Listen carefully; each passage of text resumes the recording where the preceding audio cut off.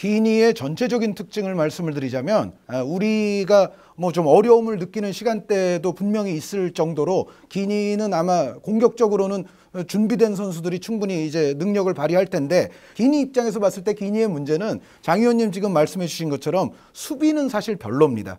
한쪽으로 쏠린다거나 아니면은 밸런스가 무너진 형태에서 이제 수비를 하게 된다거나 하는 상황들이 굉장히 많았거든요. 그래서 우리 입장에서 이제 공격을 할 때는 패스의 템포와 방향 전환의 속도를 가급적 좀 높이는 편이 좋을 것 같아요. 그러니까 기니가 아프리카에서 했던 경기들을 좀 관찰을 해보니까 좌우 측면으로의 방향 전환이 빠르게 일어날 때는 기니 수비들이 거의 뭐 전체적인 밸런스를 잡지를 못하는 장면들이 상당히 많았습니다. 그래서 신태용 감독도 굉장히 지금 기니에 대해서는 연구가 됐겠지만은 전체적으로 우리가 상대 위험 지역에 들어갔을 때는 패스라든가 크로스의 템포를 이른바 얼리 크로스 타이밍 정도로 가져가는 것이 상당히 유력하고, 또 좌우 측면의 방향 전환의 속도를 높여서 좌우 측면을 번갈아 흔들어주게 되면 기니의 수비진은 상당히 당황할 것이다. 그리고 여기서 한 가지 또 팁을 드리자면, 기니의 양날의 검 수비수가 한 명 있어요. 누구냐 하면은 모하메드 알리 카마라라는 선수인데, 이 선수가 이제 13번을 달고 있습니다. 그런데 이 선수가 기니가 세트 플레이 공격을 할 때는 우리 입장에서는 가장 요주의 인물이에요. 장신 수비수. 네, 190cm가 넘는 195cm 선수인데 되죠. 거의 그렇게 돼요. 그런데 이 선수가 세트 플레이 시의 득점력은 상당히 좋습니다.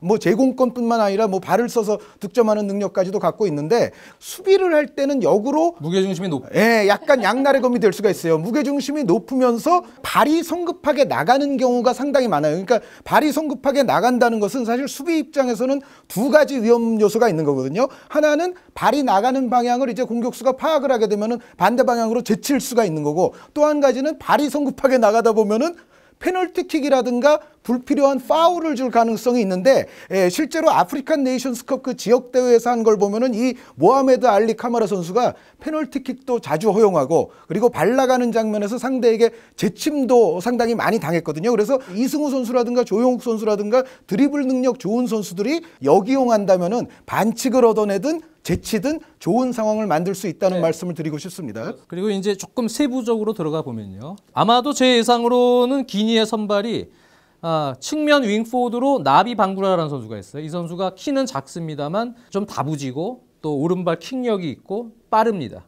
또 한쪽에 다른 줄스 케이타라는 선수가 있는데, 이 선수도 기술적으로는 상당히 좋고 전체적으로 돌파력이나 스피드도 갖추고 있습니다. 근데 이 선수들의 윙어들의 공통점이 볼을 좀 많이 끕니다.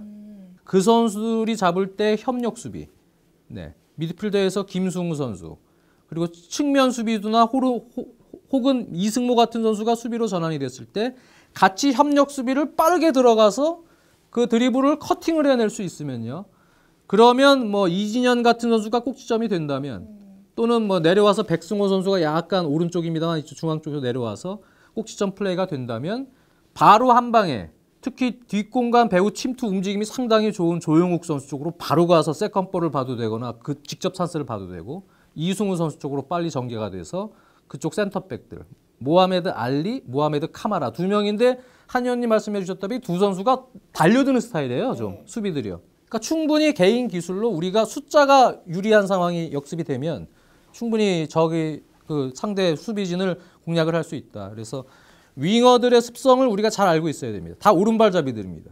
왼발도 간혹 씁니다만 오른발잡이들이고, 최전방으로 나설 것으로 보이는 모모 얀산의 선수, 기본적으로 골을 넣으려는 포스트 플레이 성향이 조금 있습니다.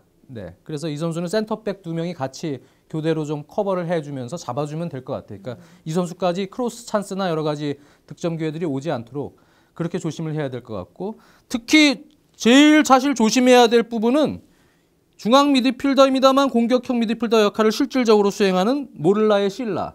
지금 이 멤버상에서는 에이스라고 할 만한 그렇습니다. 선수죠. 이 멤버상에서는 사실 야모드 뚜레가 지금 부상으로 빠졌기 때문에 모를라의 실라 이 선수가 오른발킥이 중거리가 좋고 세트피스 프리킥 능력이 워낙 좋기 때문에 이 선수에게는 거리를 주면 안 된다. 그러려면 센터백이 가서 잡아주는 그러한 공간에서 수비가 되면 조금 불안하니까 역시 수비형 미드필더 역할을 할 수 있는 김승우 같은 선수들이 이 모를라의 실라 선수는 확실히 잡아야 된다. 이 선수는 거리만 좀 생기면 때리는 스타일이기 때문에 우리가 전체적으로는 이 기니의 어떤 단점들을 좀 잘 활용해서 할 필요가 있고요. 그리고 이 팀이 워낙 수비 전환 시에는 밸런스가 그렇게 좋은 팀은 아니기 때문에 한 위원님 말씀대로 우리는 빠른 전환을 통해서 상대 숫자가 좀 적을 때 그렇게 플레이가 되면 좋을 것 같고요. 문제는 이제 우리가 빌드업을 할 때 실책이 나오면 안 됩니다. 네. 이 선수들이 실라, 뭐 방구라, 그다음에 줄스 케이타 이런 선수들이 다 개인 능력들은 좋아요. 1대1에서는 상당히 강한 면모를 가지고 있어요. 거리가 있을 때는 워낙 스피드들이 좋기 때문에 쳐놓고 달리거나 뭐 이런 부분에서 우리가 피지컬적으로나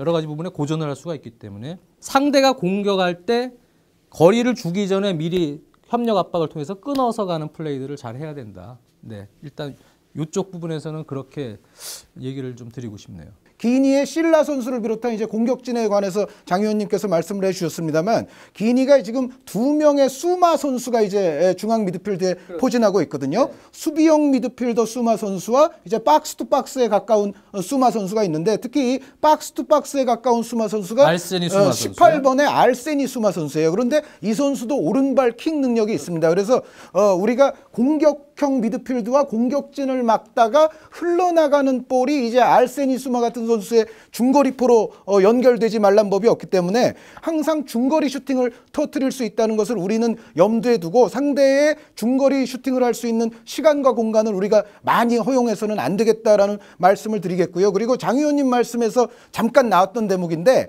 필드 플레이가 이루어졌을 때는 주로 오른발 슈터가 많다는 것을 어느 정도 각인을 하고 있으면은 상대의 발 방향에 따라서 우리가 또 수비를 할 수가 있기 때문에 상대가 어느 쪽으로 치고 들어와서 결국에는 오른발에 갖다 놓고 때릴 수 있는 그 부분을 우리가 빠르게 블로킹으로 가야만이 상대의 또 중거리 슈팅 찬스를 예방할 수가 있다라는 말씀을 꼭 드리고 싶습니다. 장점도 뚜렷한 팀이고 또 단점도 많은 뚜렷한 팀인데 네. 그거를 우리 선수들 개인 역량으로 충분히 돌파를 하고 충분히 해결할 수 있는 그런 팀이라는 생각이 들어요. 네.